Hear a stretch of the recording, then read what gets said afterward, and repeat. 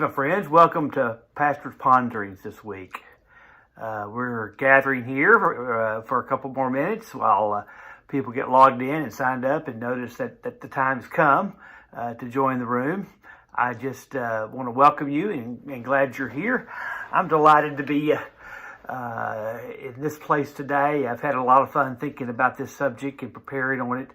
I couldn't even let it go last night. I had to get up and do a little bit more writing on it because it's really probably as much a description of my own personal experience where I am right now as anything else is true. And so it's kind of the place that I'm journeying spiritually, and inviting you into that. I pray that you find meaning in my journey, but I think it's something that any of us who have looking for some kind of spiritual maturity or some kind of spiritual footing that's stronger than what we've had, particularly in these times, needs to kind of consider about their person whom God made them to be and how that person lives in this world. So I'm going to give us about 30 more seconds while we gather, then I'll get started with the materials. I hope you're doing well.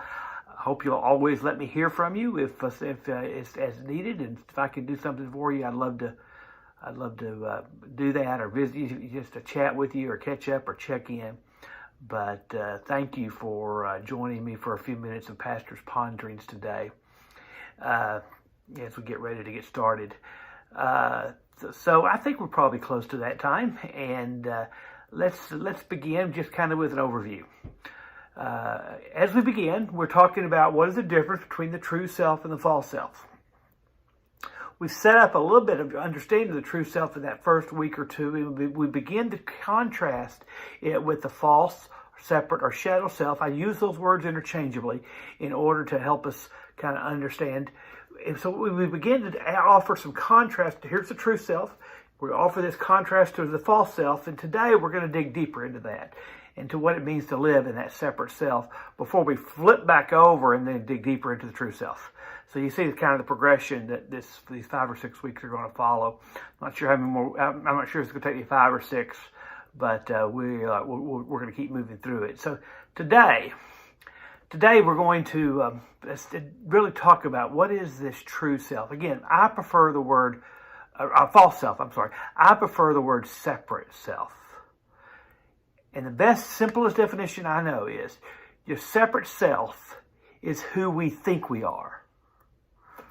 Now, our thinking who we are doesn't necessarily make it truly who we are, but our separate self, the false self, the shadow self, remember, interchangeable. The separate self is who we think we are. It's a set of social and mental agreements, sometimes religious agreements, that we've made among ourselves, with family members, with friends, with partners, with culture, it began with our parents. Our parents kind of helped us think, this is who we think we are. Now, before you get too down on that and think too poorly of that, let me talk about its necessity. The separate self, while it's a container that, yes, distinguishes us from others.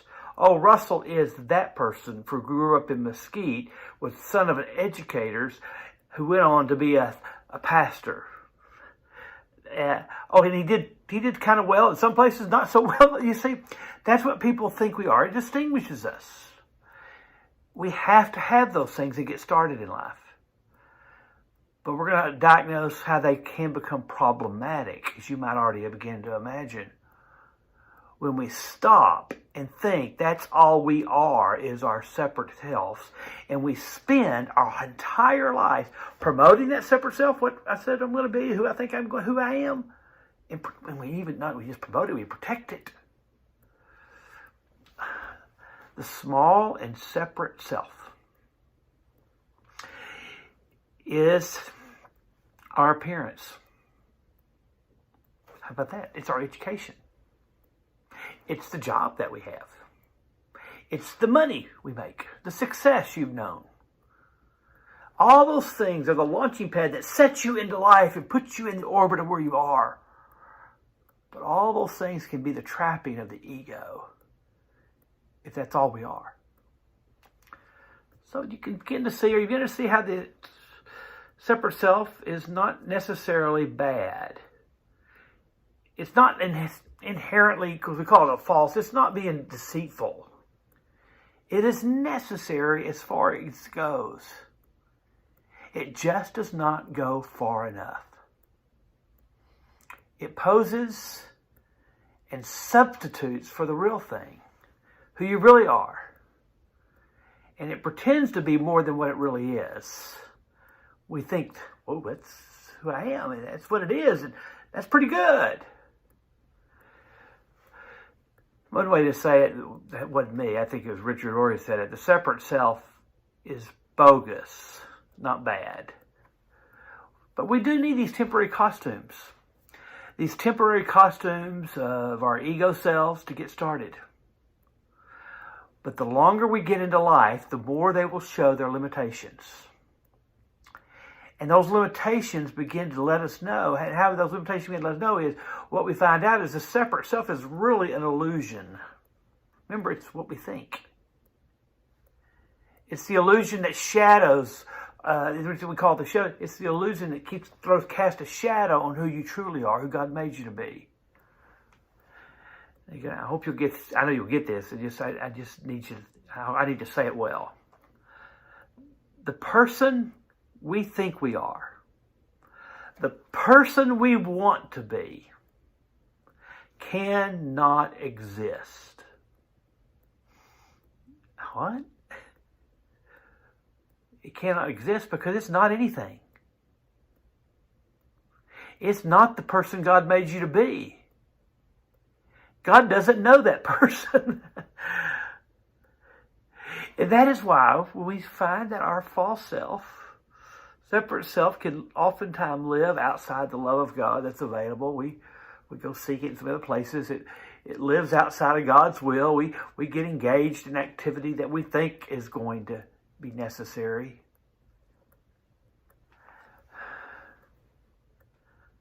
But that self cannot help us be what we think we want to be, because it's an illusion.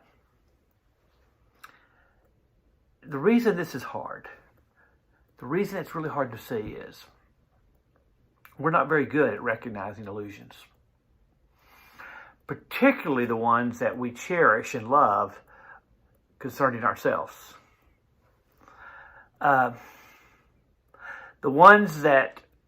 The illusions that we're born with, and the illusions that feed us, are hard to recognize. I want to introduce an idea here, and I'll keep going on within a minute. The longer we live into those illusions, the more sin can take root in our life. There is no greater subjective reality than the false self. What do I mean by that?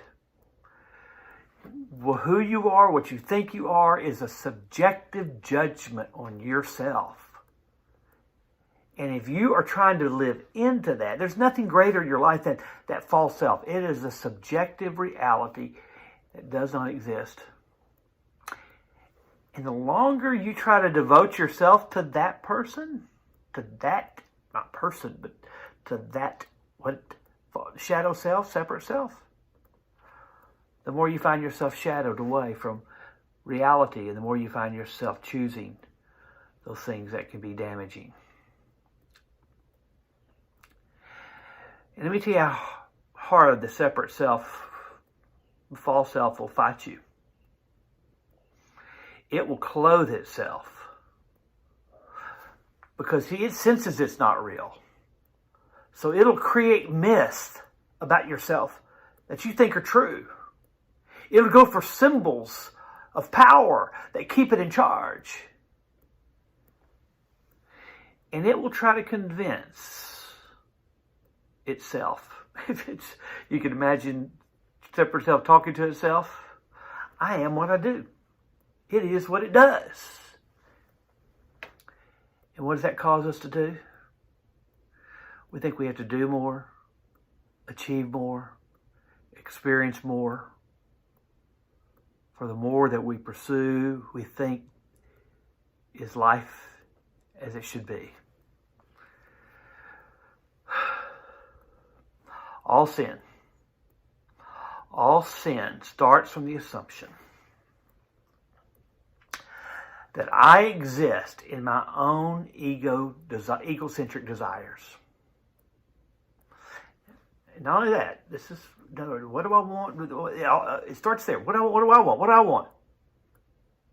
But then, where sin really gets manifested out, we start demanding the universe and ordering our life around our desire. So we desire pleasure. We seek it. We thirst for experiences. We go where we can to find them. We think power is our way. Our way be honor. And we will do all we can to receive it. Knowledge can sometimes be a prop for the separate self, or education. We try to clothe that false self with something in order to make it look real, when all along it's not objectively real. It is subjective. It's what's in your mind. It's what you've been told about others and what you've told yourself. Sometimes the awakening factor about the separate self is when you have spent a large part of your lifetime trying to make yourself perceptible. Perceptible to the world, perceptible to yourself. As if you were something invisible and you wanted to put all these visible things around you in order to cover you. So sometimes that becomes so exhausting. We become ready to do some different work. Because we're tired of defining our lives outside of authentic relationships. We know that there is a source and a power beyond us and within us that we have not tapped into, because it's called divine union, relationship with God. Because remember, we've tried to take care of it ourselves. We remain separate. And you can see how we become so attached to that person, to that identity. After all, we spent many years building it. We love its labels. We can throw ourselves into its preoccupations. It's all we know and it's what we know. And when we think about moving beyond it, it feels like death. It feels like something will have to die.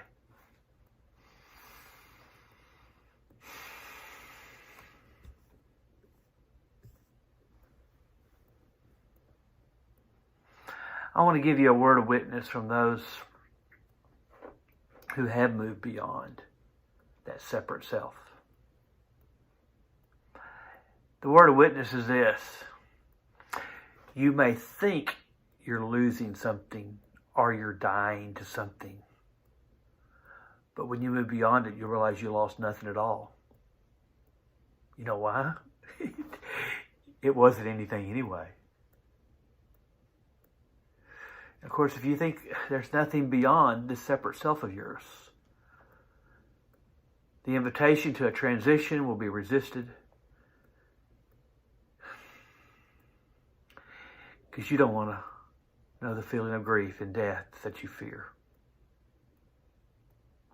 And it will only be after you've fallen into your true self. We do fall upward, remember? I made reference to that from Roar. Only if you've fallen into your true self will you be able to say, you know what? I didn't lose anything. I gained everything. You gain true freedom, liberation of that who you truly are, because now you are comfortably being connected to the whole. And I mean the whole of heaven, the whole of all those around you. You feel no need to protect something or to defend something that had to do with your smaller self. You are just comfortable, my friends, right where you are. You know that you have connected yourself to something that is inexhaustible. Your gas tank will never run dry. And here's some of the best news for some of us. Remember think about how much the separate self tries to protect itself from getting hurt. And if somebody does try to hurt it, it will lash out. The true self can't be hurt. Hurts and pain come from the offended, of those people who are living into their separate selves. The true self sees whatever it is and difficult it may be, and it's not that it's not suffering. Sees it as a part of the life that connects them and grows them.